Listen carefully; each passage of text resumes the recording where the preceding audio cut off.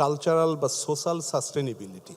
রংপুরের তাজহাট বলে একটা জমিদার বাড়ি আছে, যার একটা গ্র্যান্ড স্টেপ আছে, এবং রাজার বাড়ি, এই কনসেপ্টটা হলো ওনারশিপ, যে ওই রকম একটা বাড়ি থাকলে আমি বড়লোক বা এই রকম একটা ধারণা ছিল।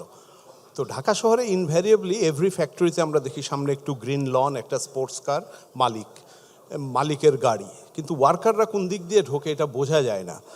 ওই ফ্যাক্টরিতে আমি করলাম এই রকম গ্র্যান্ড স্টেপ দিয়ে ওয়ার্কাররা উঠবে, মালিক তার গাড়ি নিয়ে এক পাশ দিয়ে যাবে। এই যে একটা এম্পাওয়ার করা, এটা তাদের ওনারশিপ তৈরি হলো। এর সঙ্গে আরও অন্যান্য বিষয় ছিল, যে ন্যাচারাল জিনিস যা প্রকৃতি আমাদেরকে ফ্রি অফ কস্ট দেয়, সে ফর এক্সাম্পল আলো, বাতাস, পানি এবং ভেজিটেশন। ওই আলোটাকে আমরা যে কোনো অফিস বিল্ডিংয়ে বাইরে তার 300 গুণ আলো, ভিতরে আমরা লাইট জ্বালায় কাজ করি, এইটার থেকে আমরা মিনিমাইজ করতে পারি।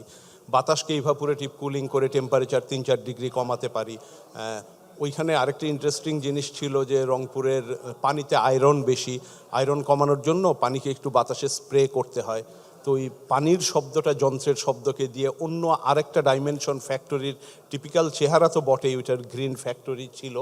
তো ওইখানে যদি আমরা একটু দেখতে পারি এইখানে, তাহলে একটু ভালো হবে, যদি স্ক্রিনে যদি দেখা যায়।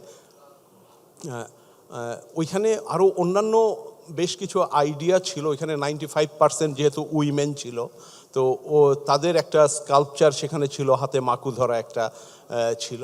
তো ওইটা আসলে এক ধরনের আইডিয়া ছিল যে আমাদের একটা নতুন ভোকাবুলারি, বাংলাদেশনেস আসলে তৈরি করা, এর জন্য কোনটা যোগ্য, মানে অন্যের মডেলটাকে আমরা ট্রান্সলেট না করে নিজেদেরটা আমরা তৈরি করতে পারি কিনা, এটা ছিল প্রথম প্রশ্নের উত্তর। দ্বিতীয়টা হলো যে একটা বিল্ডিংয়ের লাইফ সাইকেল, হ্যাঁ, মানে আমরা আরবান এরিয়াতে যত বিল্ডিং করি, মূলত যারা বিল্ডিং করে ডেলিভারি দেয়, সেক্ষেত্রে যে জিনিসটা ঘটে সেটা হলো লাইফ সাইকেলটা আসলে হিসাব করে না, অথবা এটা রানিং কস্টটা হিসাব করে না। আপফ্রন্ট কস্ট যত কম রাখা যায় তত ভালো।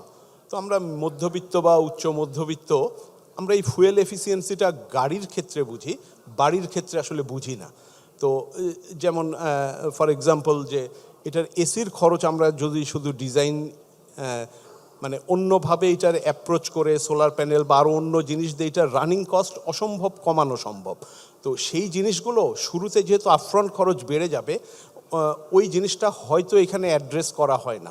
টোটাল লাইফ সাইকেলে এটাকে লাইফ সাইকেল ধরে এটার খরচ না করে রানিং খরচটা বাদ দিয়ে আমরা শুধু ইনিশিয়ালটাকে করি।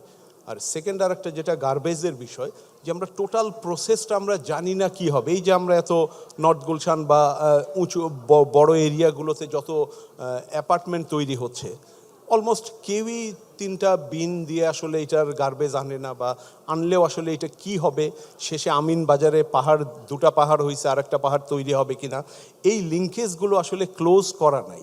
তো এই ওয়েস্টেজগুলোকে আমাদের আসলে প্রবলেমটাকে সলভ করতে হবে। আমরা হয়তো ইন্ডাস্ট্রিয়াল ওয়েস্ট একভাবে সলভ করার চেষ্টা করছি, রেসিডেন্সিয়াল ওয়েস্ট জানি না।